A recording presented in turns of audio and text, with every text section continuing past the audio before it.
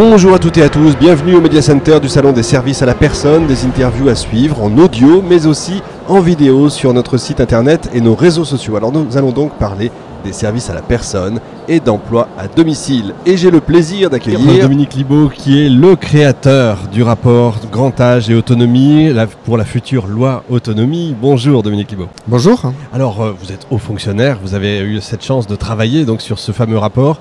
On va peut-être rappeler, parce que tout le monde ne le connaît peut-être pas encore, en tout cas ceux qui voudraient se lancer dans ce domaine-là ne connaissent pas. C'est quoi ces 250 propositions ? Plus de 250 d'ailleurs. C'est des propositions qui, donc en fait pas 250, c'est 175 pour être quand même tout à fait exact dans le rapport lui-même. Alors ensuite maintenant il y a le rapport El Khomri, donc effectivement on dépasse ça. Donc il y avait 175 propositions qui touchaient aux divers domaines du grand âge, allant de la prévention à la gouvernance du sujet, au financement, au cadre de vie, au métier, au parcours de la personne âgée. Voilà, donc on a essayé de faire un spectre assez large pour essayer de redéfinir une politique du grand âge en France, et dont le préalable est sans doute de changer de regard sur le grand âge, parce que ce qui est apparu dans la concertation, c'est vraiment ce besoin de changer de regard, de changer de dimension. Et on rappelle effectivement aussi notre défi démographique, le triplement de la population de personnes âgées de plus de 85 ans d'ici 2050. Donc c'est un vrai défi, cette société, la construction de cette société de la longévité, cette transition démographique. Et donc c'est vraiment un changement un peu de paradigme que propose le rapport. J'espère effectivement que cela va se traduire dans une loi ambitieuse, grand âge et autonomie. On est sur un défi historique parce que pour la première fois, ces générations-là vont arriver. Il va y avoir 3 générations en même temps. Enfin, c'est une nouvelle société qu'on est en train de construire. Oui, de plus en plus d'analystes, de philosophes, d'éditorialistes sont sur ce sujet de la société de la longévité, et je pense qu'effectivement avec la transition environnementale, c'est l'un des 2 grands défis de nos sociétés contemporaines du XXIe siècle. Beaucoup parlent de 5e risque à propos de cette autonomie, de ces personnes. C'est ce que vous pensez aussi, moi je parle de l'institution d'un risque au niveau national, effectivement, parce qu'aujourd'hui ça a été un peu le parent pauvre des politiques de protection sociale en France. On le voit quand on fait des comparaisons internationales sur l'argent qu'on met sur les différents risques sociaux. On met beaucoup d'argent sur la vieillesse, sur la maladie, mais peu sur le grand âge. Et donc il faut que ce soit un risque reconnu en tant que tel. Alors moi j'utilise pas trop le terme 5e risque pour une simple raison, c'est que je pense que la gestion, l'approche de ce risque doit quand même être différente des risques issus de l'ordonnance du 4 octobre 1945 de la sécurité sociale, des 4 risques auxquels on voudrait l'associer. Et notamment, il y a un rôle des collectivités territoriales qui me semble à préserver, parce que le grand âge, c'est à la fois de la solvabilisation pour pouvoir faire face à ces sujets de l'autonomie, de la perte d'autonomie, mais c'est aussi des services de proximité à construire sur des territoires. Et là, il faut articuler une politique d'équité sur la solvabilisation sur l'ensemble des territoires, et une politique de proximité, de services de proximité qui demande une intervention aussi des collectivités locales. Et c'est pour ça que je ne voudrais pas que la gestion soit purement homogène, homothétique de celle des 4 risques des ordonnances de 45. Je comprends tout à fait. Alors on est hébergé par la CNAV là, sur ce stand, mais on est aussi Job Radio.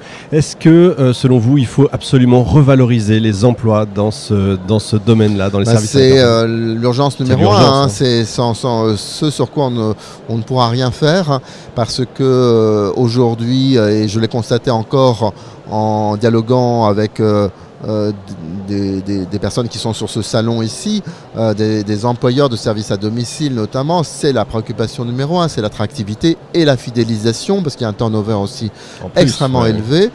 Donc c'est le problème sur lequel on ne pourra rien construire, ni la qualité, ni la prévention, ni une nouvelle offre.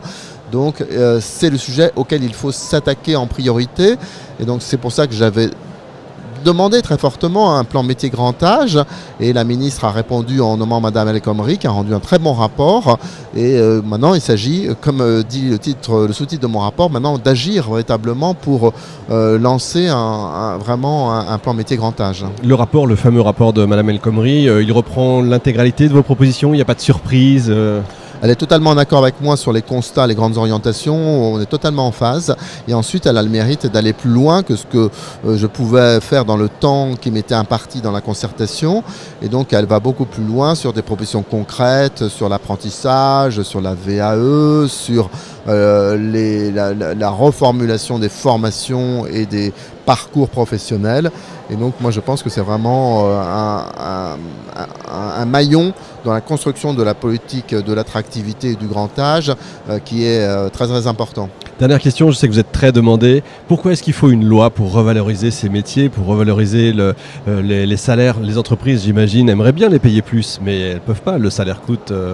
Alors il ne faut pas qu'une loi, hein. Tout n'est pas dans l'ordre juridique des choses et il y a beaucoup de propositions de mon rapport qui ne nécessitent pas une disposition de nature législative.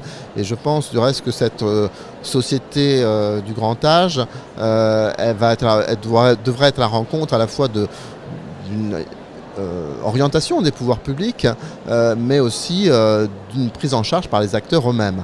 Pour autant, la loi est nécessaire d'une part parce qu'il y a quand même un certain nombre de dispositions de droit à bouger et d'ailleurs dans ce domain des métiers, un certain nombre ont été identifiés par Madame El Khomri et puis aussi des dispositions financières, même si l'argent n'est pas tout, il est quand même important sur ce dossier et il y a une planification, presque une prospective en tout cas, de l'effort financier de la France, de l'effort public de la France, qu'il faut mettre en place dans une loi prospective, sans laquelle il n'y aura pas de crédibilité de cette nouvelle stratégie. C'est l'un des enjeux majeurs de demain. Merci beaucoup vraiment Dominique Libaud de nous avoir consacré quelques minutes. Vous êtes confiant, on va avoir une loi en 2020 ?